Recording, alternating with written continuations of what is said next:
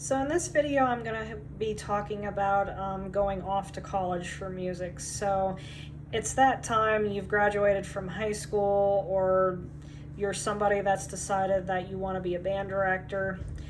That's wonderful. Let's actually go ahead and talk about that a little bit. So the reason why I'm making this video is to kind of give everybody a little bit of heads up of maybe some stuff to be aware of. Like when I went through, there was stuff that I definitely didn't consider until after I got there, and I had to go through stuff. And then when I got out, it was just like, oh, okay, the university didn't offer me this, so that way I'm limited as to what I can do whenever I get out,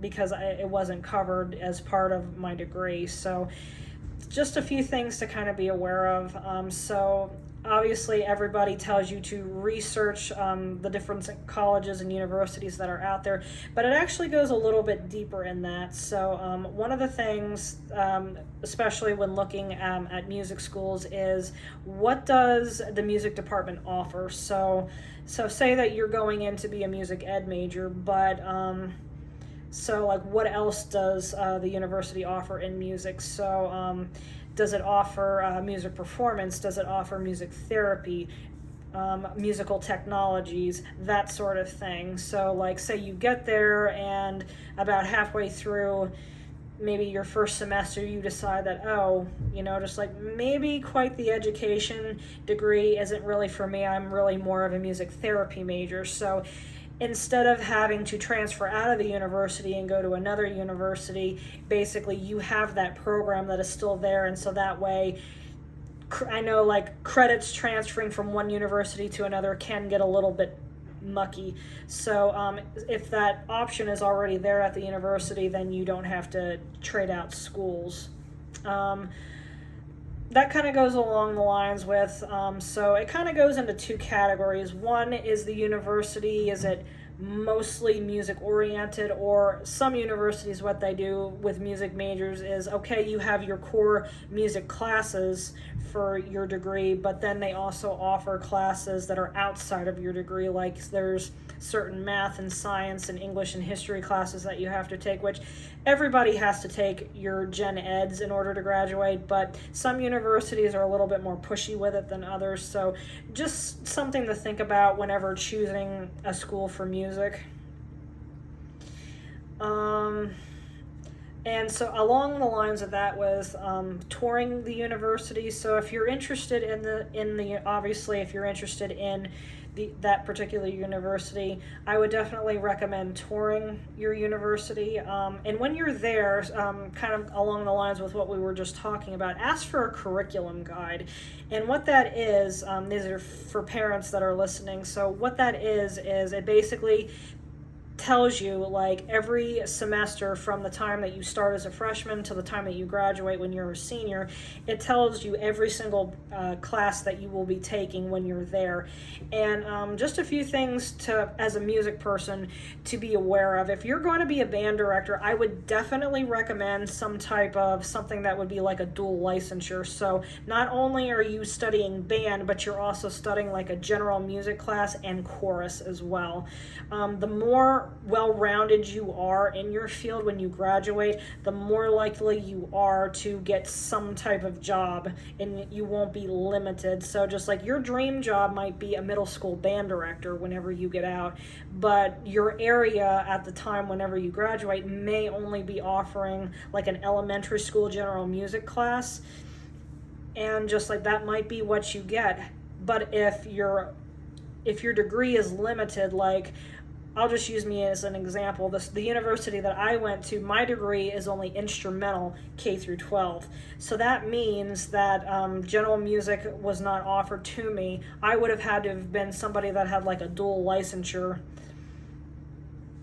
And of course, just when I went through, it was band was my big thing. I wasn't thinking that, oh, I wasn't going to get, like I was going to get that band director job, that middle school band job whenever I got out. I wasn't thinking that, okay, the area that I lived in, there weren't really any jobs available at that time for that position when I got open, where if I had actually done more of a dual licensure that was both band and chorus, more opportunities I would have had more opportunities for a job in any of those areas whenever I got out. So just something to think about. So definitely look for like a general music classes where you are capable of teaching something like that when you get out. And also definitely make sure that marching band is another big thing. So some schools, if they're like a private university, they don't have like a university marching band that's there. All they do is they have like a marching band technique class. If I were to redo that again and looking at the university that I chose, I probably would not have chosen it, because there's nothing that beats experience. So just something to kind of think about. So you want to make sure that all your areas are covered. So just something to think about whenever you're looking through your curriculum. Make sure that it has everything that you would need to get some type of music job in your field whenever you get out. Another thing is definitely cost is another thing. So here's one thing to kind of keep aware of. Universities, we all know that they cost money, and so definitely the school that you are attending, there is absolutely no reason why you cannot get some type of music scholarship. Some schools offer both academic and music. That's awesome if you can get both. Some only do one versus the other. But there is absolutely, if you are a music major, there is absolutely no reason why you can't get some type of scholarship for that. If the university that you're attending doesn't offer you any type of scholarship, that's definitely a red flag. And looking back, I mean, it's not saying that once you're there, you can't get a scholarship. But, I mean, going in, that's kind of a red flag. That basically says, oh, you're just an option for us. So definitely something to consider when making your decision with that. So if the university that you say, like, that's your dream school that you want to go to, and you have your heart set on going there, but they don't offer you any type of scholarship, that's kind of a red flag. So just something to think about. Another thing that I want to also mention, as music majors, we all have a primary instrument that we will be studying on. Obviously, of course, this is a flute channel, so our instruments are flutes. So one thing that you'll want to do ahead of time, especially during your junior and senior year of high school, is at some point meet with the flute instructor that's at the particular university that you're going to. Because there are some teachers out there that they don't do that. Now, I was lucky that the university that I went to, and it was actually something that helped me decide to do that, was, well, in the area, just like, it was a combination of two different schools. So I'm like, I knew some of the students that attended both, and the students from the teacher that I ended up studying with, the difference was the nice clear tone that the students had come out with. So I was just like, I like this as opposed to the more airy sound that the other teacher students had. So that's actually kind of what made me kind of decide that, oh, I'm leaning more towards this university. And so I contacted the professor and I was just like, hey, I'm considering coming and studying with you. May I have a lesson with you? And she was more than happy to work with me, and she met with me, and she kind of gave me an overview as to what she would be offering me if I were to choose her as my teacher. And yes, this is actually an interview for them. You are actually hiring them to teach you. It's not the other way around, which some universities, they kind of look at that just like, oh, well, I'm the big wig here. Nope, doesn't work like that. Because you are paying them.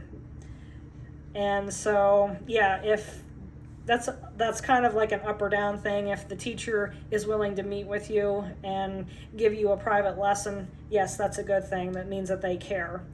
Some universities are kind of just like, nope, I don't have time for this, just like, I'll meet you whenever you get here. That's major red flag. Just something to think about. And actually, I have a story that kind of goes along with that, because at the end of my four years at the university, the teacher that I was studying with, she actually retired, and the flute studio actually we were kind of like the helpers in helping decide, just like who is the next flute professor going to be. And we did have a few that, I mean, as musicians, we all have just a little bit of an ego, but it can be a little bit too much. And there were actually a few that did come through the door that, just like you could tell that they weren't interested in bettering us as musicians, as individuals. They were just out for themselves and their own reputation. So, I mean, that's something to kind of look out for, and you can tell it's obvious. All right. Yeah, that's just a few things to kind of look out for. If you have any other questions about anything, definitely let me know in the comments. And thank you for watching. And good luck with your university life and your job in the future.